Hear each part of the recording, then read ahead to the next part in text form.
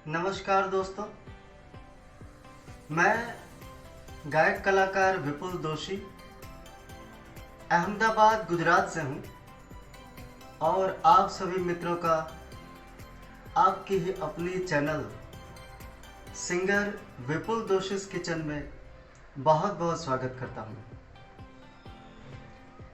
दरअसल ऐसा है कि मुझे कभी कभी ऐसा लगता है कि आप लोग मेरे हाथ में जब ये नोट और पेन देखते होंगे तो आपको मन में ख्याल आता होगा कि इसकी क्या ज़रूरत है। तो आज मैं आपके साथ ये शेयर करता हूँ कि क्यों। दरअसल सच्ची बात यह है कि मुझे बचपन से नोट पेन एक तो बहुत पसंद है, दूसरी बात कि मुझे पढ़ना बहुत पसंद है, यानी कि पढ़ाई करना। बचपन से मेरी ये आदत, सीखने की आदत जो है, मन में इतनी क्यूरियोसिटी होती है कि हर बार मुझे कुछ न कुछ सीखना मेरे लिए भोजन करने जैसा है कि उसके बिना मैं रह नहीं पाता हूँ। तो इस वजह से मैं सब कुछ लिख कर आपको ये सब बातें बताता हूँ। और दूसरा कारण ये है कि लिखने का उसका एक फ़ायदा ये भी है कि जब हम किसी चीज़ को नोट करके रखते हैं तो जब मैं कैमरे के सामने जब मैं आता हूँ और जब मुझे स्पीच देनी होती है तो मैं कोई बात भूल जाऊँ अगर, तो मैं इसे देखकर उसे आपको बता सकता हूँ, तो कोई पॉइंट छूट न जाए। दूसरी वजह यह है, तो सारे पॉइंट्स में एक एक रेसिपी की गहरी गहरी सारी बातें मैं लिख कर रखता हूँ और कोशिश करता हूँ कि ज़्यादा से ज़्यादा अच्छी बातें मैं जो ज़रूरी है रेसिपी के लिए वो सारी बातें मैं कवर करूँ। तो आइए अब आज की जो रेसिपी है मोहन थाल। तो जैसा कि उसका नाम है मोहन थाल। मोहन थाल, मोहन जो है कृष्ण भगवान का नाम है और कृष्ण भगवान को जो बहुत पसंद थी वो रेसिपी ये है, भगवान को पसंद है वो थाल, मोहन थाल। तो प्रसाद की रेसिपी है ये। और हम लोग वैसे भी तीज त्योहार में मिठाइयाँ जो बनाते हैं उसमें भी मोहन थाल बहुत ही सबको पसंद होता है। तो आइए अब एक एक करके मैं सारे पॉइंट्स बताता हूँ। तो पहली बात चाशनी बनाने से लेते हैं, क्योंकि चूँकि मोहन थाल जो है वो चाशनी उसमें इम्पोर्टेंट है। बिना चाशनी के मोहन थाल मैंने तो अभी तक नहीं बनाया है कभी। तो चाशनी में क्या होता है कि लोगों को एक डर होता है कि चाशनी काफ़ी लोगों से ठीक नहीं बन पाती है और उसकी वजह से रेसिपी ख़राब हो जाती है। तो मैं कहूँगा इसका एक अच्छा उपाय है, एक बार थोड़ा सा समय निकाल कर छोटी सी कटोरी में थोड़ी सी चीनी लेकर 2-4 बार सिर्फ चाशनी बनाइए। भले ख़राब होती है, ठीक अगर नहीं बनती है तो कोई बात नहीं, एक बार बनाइए, 2 बार बनाइए, थोड़ी शक्कर लेकर छोटी सी कटोरी में उसका अभ्यास कीजिए। जिस तरह हम पढ़ाई में परीक्षा वक्त हम अभ्यास करते हैं ना, वैसे एक तरह का चाशनी बनाने का एक अभ्यास मैं बताता हूँ आपको। भले ही फ़िलहाल आपको थोड़ा अजीब सा लगेगा, लेकिन ये बहुत काम आएगा। जिनको चाशनी बनाना नहीं आता या चाशनी में जिनके मन में बहुत कन्फ्यूज़न रहता है कि चाशनी पकी है या नहीं, या ढीली है या बहुत कड़क हो चुकी है, जिनको ये डिसीजन नहीं आ पाता है समय पर, उनके लिए ये अभ्यास बहुत अच्छा रहेगा। तो एक बार ट्राई कीजिएगा। थोड़ी सी शक्कर लेकर उससे आधा पानी लेना है हमेशा, जितनी भी शक्कर आप लेते हो, ठीक है। 3-4 बार आप इस तरह से अभ्यास करेंगे तो आपको परफेक्ट उसका जो शेप होना चाहिए कि जिससे आपकी रेसिपी ख़राब नहीं होगी, वो आपको पकड़ में आ जाएगा, ठीक है। क्योंकि मैं अपने ही बात बताता हूँ। मैं खुद पहले चाशनी बनाने से डरता था, क्योंकि काफ़ी बार मुझसे भी चाशनी ख़राब हो गई है। सबसे होता है ये सब, तो इसमें कोई घबराने वाली बात नहीं है। एक दो बार अभ्यास करने से ये परफेक्शन आ जाता है। जितनी शक्कर हम लेंगे उससे आधा पानी लेना है। चाशनी के लिए हमेशा याद रखना है, अलग अलग रेसिपी के लिए उसमें अलग अलग तरह की चाशनी बनाई जाती है। किसी में चाशनी ढीली रखी जाती है, किसी में थोड़ी कड़क बनाई जाती है। ये हर एक रेसिपी के हिसाब से होता है, ठीक है। तो इसमें हम बनाएंगे 2 तार की चाशनी। एक तार भी बना सकते हैं, एक तार में थोड़ा सा मोहनथाल थोड़ा सा ढीला रहेगा, बराबर।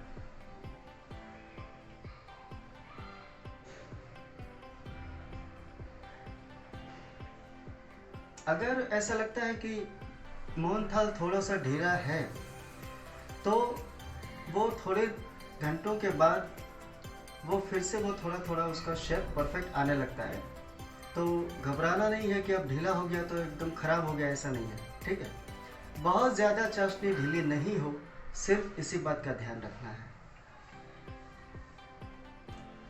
फिर हाँ, चाशनी बनाने से डरना नहीं है, ये तीसरा पॉइंट था। अब चौथा पॉइंट है, चाशनी ढीली ना बने, बस चाहे कड़क बन जाए। यस, ये एक बहुत इम्पोर्टेंट बात है आपके लिए। चाशनी कभी कभी थोड़ी कड़क अगर बन जाती है, थोड़ी सी कड़क, मान लीजिए ऐसा लगता है कि 2 मिनट ज़्यादा लग गए, तो उसे आप थोड़ा सा दूध डालकर थोड़ा सा आप ढीला कर सकते हो, ठीक है। जब भी रेसिपी में यूज़ करेंगे तो उसमें आप थोड़ा सा लिक्विड फॉर्म में आप उसको ला सकते हो। सिर्फ ये ध्यान रखना है कि बहुत ज़्यादा ढीली ना बने, एक ही बात ध्यान में रखनी है।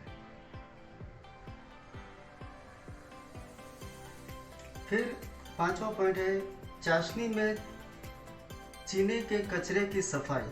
हाँ, जो हम चीनी यूज़ करते हैं वो कभी कभी बहुत मैली होती है, आपको पता ही होगा, उसमें बहुत कचरा होता है। तो आजकल तो साफ़ चीनी मिलती है सब जगह पर कभी कभी ऐसा होता है कि चीनी में जो कचरा होता है उसे चाशनी में से हम कैसे निकालेंगे। तो उसके 2 उपाय हैं। एक है नींबू, थोड़ा सा उसमें हम नींबू डालेंगे तो सारा कचरा धीरे धीरे ऊपर आ जाएगा, फिर किसी चम्मच से उसको हम निकाल लेंगे। और दूसरा है दूध। ये दोनों चीज़ ऐसी है कि उससे चाशनी का कचरा बिल्कुल निकल जाएगा और चाशनी में ओरिजिनल चमक आ जाएगी, शाइनिंग, ठीक है। और चाशनी के बारे में अब ये 6ठा पॉइंट भी बहुत इम्पोर्टेंट है। जब भी कोई रेसिपी बनाएंगे आप, तो अगर आपको उसमें रंग यूज़ करना हो या केसर यूज़ करना हो या गुलाब जल या कोई भी एसेंस, तो उसे हमेशा चाशनी में मिलाएंगे, रेसिपी की दूसरी चीज़ में नहीं मिलाएंगे, ठीक है। तो ये भी आप ध्यान रखिएगा। अब आते हैं हम बेसन पर। तो इसमें हम बेसन के बारे में सबसे ज़रूरी बात, जो इससे पहले भी मैं बता चुका हूँ, वो हमेशा याद रखिएगा कि बेसन हमेशा ताज़ा होना चाहिए। और दूसरी बात जो है वो उसे छान कर ही यूज़ करना है। ये मन में गांठ बांध लीजिए कि बेसन कभी भी ऐसे सीधे ही बाज़ार से लाकर मिला नहीं देना है, ठीक है। फिर रंग यूज़ कीजिए या फिर केसर यूज़ कीजिए। अभी मैंने इसमें केसरी कलर यूज़ किया है, फूड कलर। और भी अच्छा रिज़ल्ट आप चाहते हो तो इसमें केसर मिक्स कीजिए तो बेस्ट रहेगा। केसर को हम पानी में मिक्स करके उसमें हम डाल सकते हैं चाशनी में, ठीक है। और एक बहुत ज़रूरी बात, इलायची और जायफल का एक पाउडर ही बना के रख लीजिए। अगर आप रेगुलर ये सारी स्वीट्स बनाते हैं और स्वीट्स खाने का आपको शौक़ है, तो बहुत ही अच्छा रहेगा आप इलायची और जायफल इन दोनों का एक पहले से ही पाउडर बना के रख लीजिए, पेस्ट नहीं, पाउडर।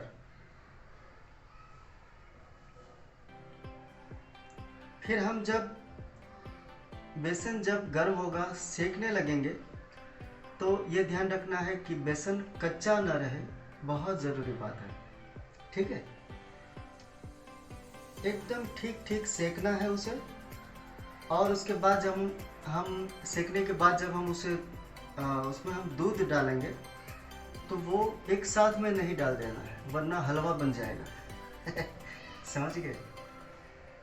बेसन में अगर आप एक साथ दूध डाल दोगे तो उसके बाद फिर शक्कर ही डालने की ज़रूरत पड़ती है बस, तो फिर वो हलवा बन जाएगा। तो ऐसा नहीं करना है, थोड़ा थोड़ा करके दूध डालना है, ताकि बेसन के जो दाने हैं, जो हमने पहले धावा देकर उसे करकरा दाना बनाया है, वो कहीं हलवा ना बन जाए। ठीक है, पहले हम जो बेसन में धावा देकर उसे एक थोड़ा करकरा रूप जो देते हैं, वो रूप इस रेसिपी के लिए बहुत ज़रूरी है। अगर इस जगह पे आप गलती करते हो और दूध एक साथ डाल दोगे, तो वो सारे दाने टूट जाएंगे और वो एकदम हलवे वाले फॉर्म में आ जाएगा। ठीक है, फिर उसे आप मोहन थाल नहीं कह पाओगे, क्योंकि वो दिखने में ही हलवा लगेगा। ओके, तो ये बहुत इम्पोर्टेंट बात बताई है मैंने, ध्यान रखिएगा। हाँ, बेसन को ठीक ठीक सेकना है। उसके बाद है, इसमें मैंने खोया घर का बनाया हुआ यूज़ किया है। अभी इससे पहले जो पेड़े की रेसिपी में हमने जो खोया बनाया था, आपको पता ही होगा, शायद वो वीडियो भी आपने देखा होगा। तो जब पेड़े बनाए थे, उस वक्त पेड़े से पहले हमने खोया बनाया था, तो उसी का आधा खोया हमने रखा हुआ था, वो हमने इसमें यूज़ किया। अगर खोया नहीं है आपके पास, तब भी आप ये रेसिपी बना सकते हो। ये इतनी ज़रूरी चीज़ नहीं है, ठीक है, इसके बिना भी ये बन सकता है। हाँ, फिर ये बनने के बाद इसे सेट होने में थोड़ा वक्त लगता है। तो कभी कभी मान लीजिए कि चाशनी थोड़ी स्ट्रॉन्ग अगर है, कड़क है थोड़ी सी, तो वो तुरंत ही जम जाता है, यानी कि समझ लीजिए कि 1-2 घंटे में ही जम जाता है, परफेक्ट उसका शेप आ जाता है, उसके टुकड़े भी आप तुरंत कर सकते हैं। लेकिन अगर थोड़ी सी ढीली है चाशनी, थोड़ी सी, तो उसे 8-10 घंटे भी लग सकते हैं सेट होने में। तो आपको घबराना नहीं है कि ये थोड़ा लिक्विड फॉर्म में है तो ये सेट होगा या नहीं, या फिर रेसिपी क्या ख़राब हो गई, ऐसा नहीं है। ठीक है, धीरे धीरे 8-10 घंटे के बाद वो एकदम परफेक्ट शेप अपना ले लेगा। उसके बाद उसे आप कट कर सकते हो। और एक बात जो मैंने गलती की है इस वीडियो में, वो मैं आपको बताता हूँ कि इसका शेप जो है वो मैंने गलत काट दिया है। वैसे तो और कोई गलती नहीं है, परफेक्ट रेसिपी बहुत अच्छी बनी है और स्वाद तो बहुत बहुत अच्छा बना है। कल से आज तक मैंने करीब 8-10 पीस खा लिए, इतना अच्छा बना है स्वाद। लेकिन उसका शेप गलत है, क्योंकि मुझे बर्फ़ी के शेप में काटने की आदत है, क्योंकि मैं ज़्यादातर सुखड़ी बनाता हूँ। हमारी सुखड़ी का शेप जो होता है वो उस तरह का होता है, तो गलती से मैंने उस शेप में इसको काट लिया है। तो आपको ध्यान रखना है कि इसको मोहन थाल को हमेशा स्क्वायर कट करना है। ठीक है, वैसे ये कोई ज़रूरी नहीं है, लेकिन ट्रेडिशनल उसका जो रूप है, हमें रेसिपी उसके ओरिजिनल रूप में रहने देनी चाहिए, ऐसा मेरा मानना है। तो मैं कम से कम उसमें आर्टिफिशियल चीज़ें यूज़ करता हूँ मेरी सारी रेसिपी में, और कोशिश करता हूँ कि जो हमने अपने बुज़ुर्गों के समय में हमने जो खाया है, जो रेसिपी हमने बचपन में खाई है, या जो काफ़ी समय से सदियों से चली आ रही है, जो उसकी रीत है, उसको हमें अपने ढंग से चेंज नहीं करना चाहिए, ऐसा मेरा मानना है। तो आइए अब वीडियो शुरू करते हैं।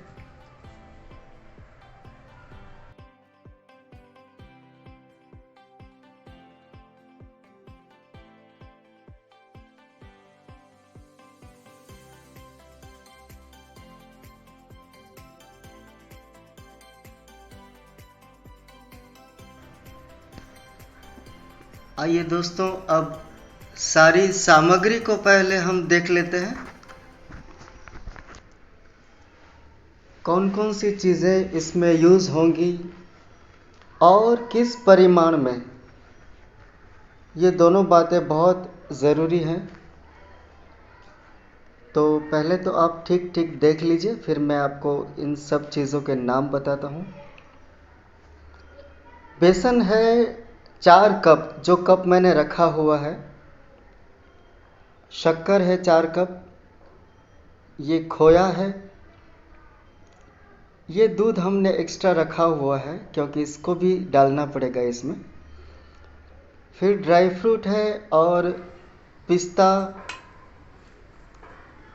बादाम। इसमें काजू नहीं डाले हैं। और रंग जो है वो फूड कलर है, केसरी कलर के लिए। और उसके बाजू में जो चम्मच पड़ी थी उसमें जो पाउडर है वो जायफल और इलायची, ये दोनों मिलाकर मैंने पहले से ही डिब्बा भर के रखा हुआ है। तो जब जब स्वीट रेसिपी बनाते हैं तो ज़रूरत पड़ती रहती है बार बार। सबसे पहले ताज़े बेसन को 4 कप हमने लिया है, छान लिया है इसको। और उसके बाद हमने आधा कप दूध और करीब 1.5 चम्मच जितना हमने घी मिलाया है। थोड़ा थोड़ा करके दूध मिलाना है, एक साथ नहीं मिला देना है। आधे कप से थोड़े से दूध की ज़रूरत कम हुई, यानी कि थोड़ा सा दूध उसमें बच गया। हमें इस तरह से मिलाकर दरदरा करना है। बेसन में जब आप दूध और घी मिलाओगे तो इस तरह का ये गट्ठा बन जाएगा। बस ये इसका परफेक्शन है। ठीक ठीक इसे घुमा के मिला लेना है और एक मोटी छलनी से इसे छान लेना है।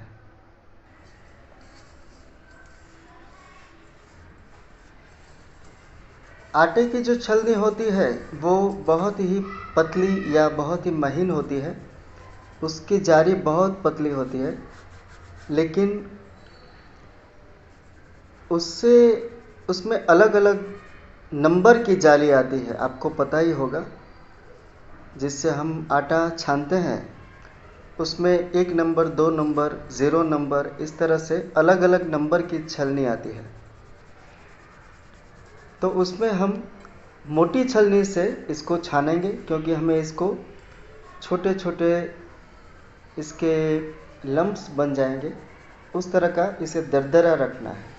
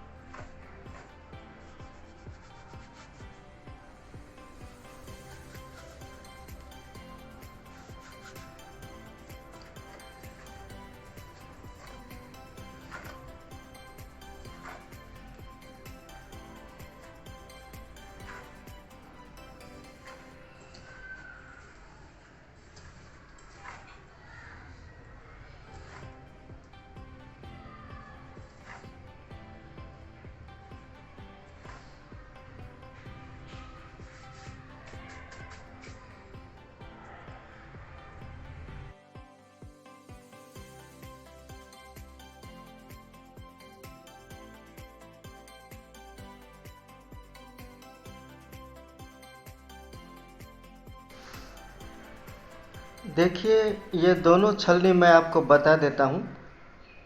तो आटे वाली छोटी वाली छलनी हमें यूज़ नहीं करनी है, ये बड़ी वाली छलनी यूज़ करनी है।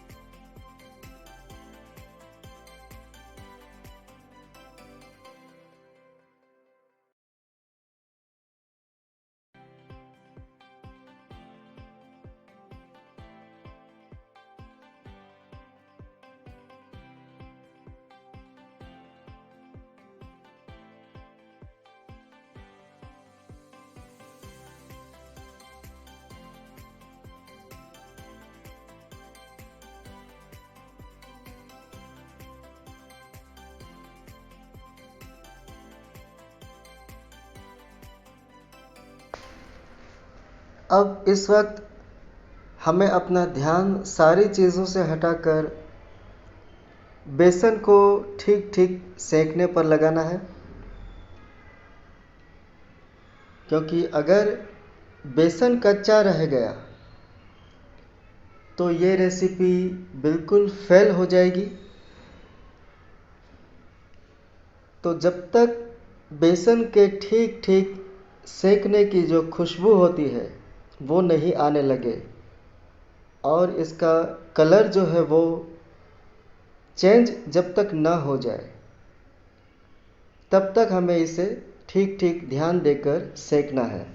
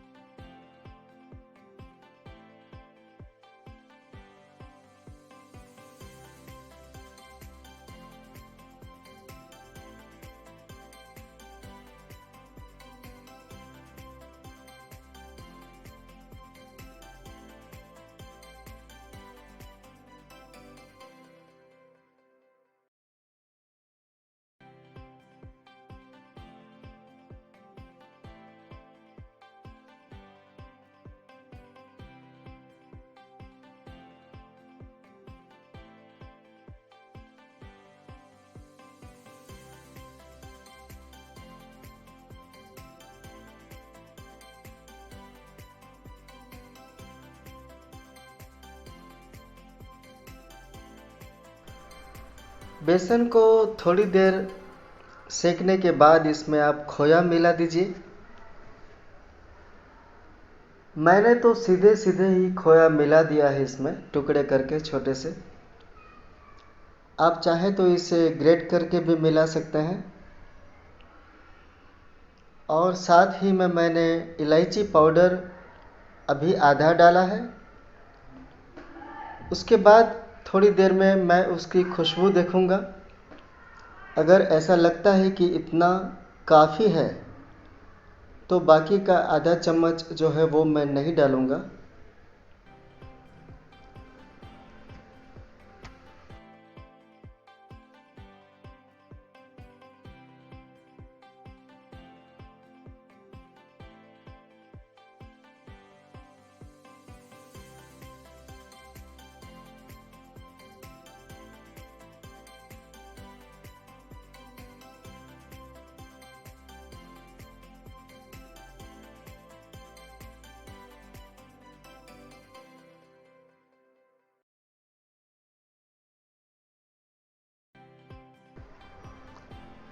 अभी जो इसमें मैंने खोया मिलाया,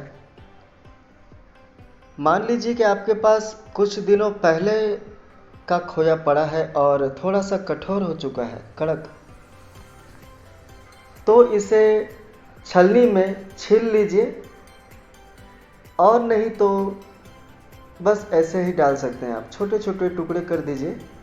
वैसे भी इस वक्त बेसन और घी दोनों इसमें गर्म है, तो ये आसानी से इसमें घुल मिल जाएगा।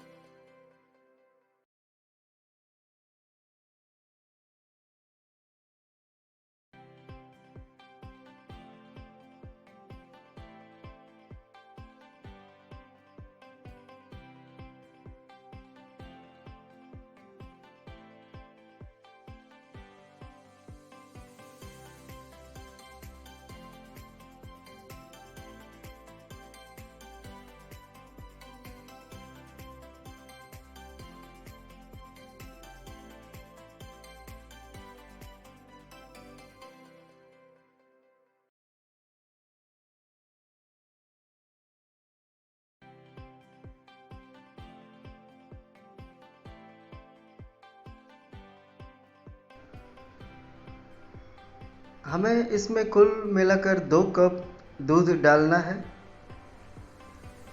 लेकिन अभी मैंने आधे से भी कम कह सकते हैं इतना दूध डाला। आप हो सके तो इससे भी कम दूध डालिए। अगर इस वक्त शुरुआत में ही आपने 1.5-2 कप डाल दिया पूरा का पूरा दूध, तो ये पूरा हलवा बन जाएगा। तो यहाँ पर ये गलती ना हो, ध्यान रखिएगा। 2 कप दूध हमें डालना है कुल मिलाकर। तो ऐसा कीजिए कि 1 कप को 4 बार डालिए, 1/4 करके आप 8 बार कुल मिलाकर दूध डालिए। तो क्या होगा कि पहले हमने जो बेसन में ढाबा देकर उसे जो दरदरा रूप दिया है, वो ऐसा ही रहेगा, वो खराब नहीं होगा। एक साथ दूध मिलाओगे तो हलवा बन जाएगा।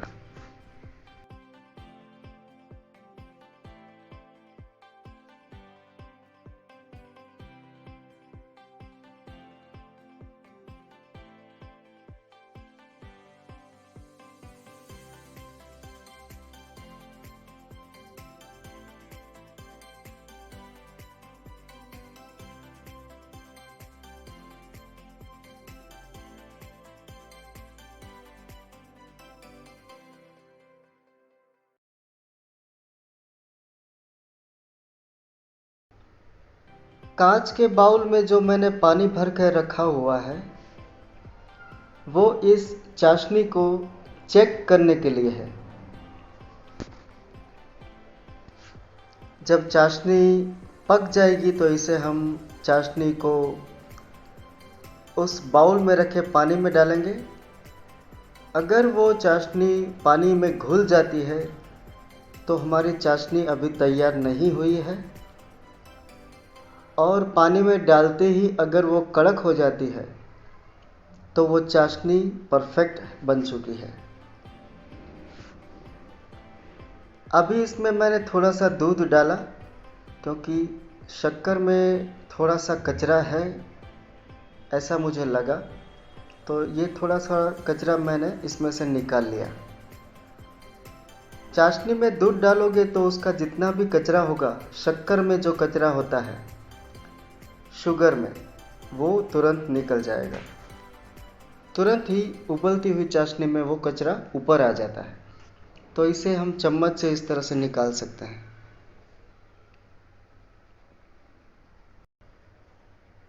इस वक्त चाशनी ठीक ठीक बनी है या नहीं, आप अगर ये जानना चाहो तो चम्मच में थोड़ी सी चाशनी लेकर इस तरह से आप चेक कर सकते हैं। ये एक तार बन रहा है, लेकिन एक तार बनने का मतलब है कि अभी हमको इसे और पकाना है, अभी ये ठीक ठीक नहीं बनी है। एक तार से करीब 2 या 3 मिनट तक आप इसे उबलने दीजिए एक तार बनने के बाद। तो उसके बाद ये हमारी आज की रेसिपी के लिए परफेक्ट चाशनी बन जाएगी। अब ये ठीक बन चुकी है। इसमें हम फूड कलर डाल देते हैं। ऑरेंज कलर लिया है मैंने। फूड कलर भी लिमिट में डालना है, क्योंकि एक तो ये कि वो ज़्यादा डालने पर स्वास्थ्य को भी नुकसान करेगा, और दूसरी बात ये कि उससे अगर वो ज़्यादा पड़ गया कलर तो थोड़ी कड़वाहट भी आ जाएगी स्वाद में।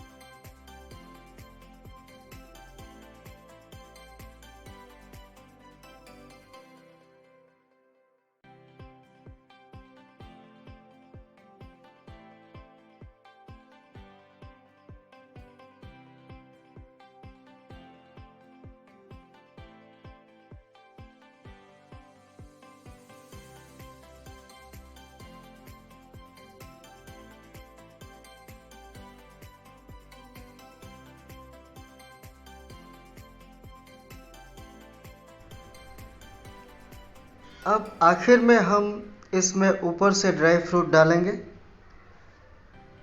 बनाते वक्त हमने ड्राई फ्रूट अंदर नहीं डाला है, क्योंकि ओरिजिनल रेसिपी के हिसाब से ड्राई फ्रूट्स इसमें ऊपर से लगाने पर ही इसका लुक ओरिजिनल आता है। इसके ऊपर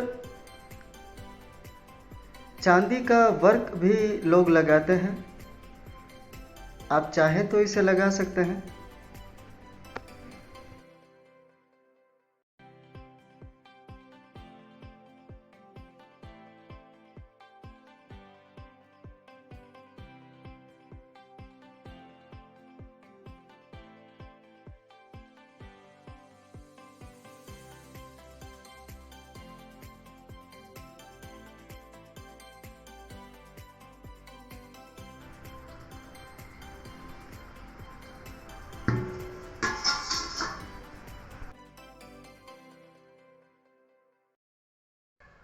जाते जाते दोस्तों कुछ दो बातें मैं बताना भूल गया था, तो फिर से इसे रिपीट करना ज़रूरी लगता है। शायद मैंने बताया है, मगर एक तो बहुत ध्यान में रखने वाली बात है कि बेसन को ठीक ठीक सेकना है।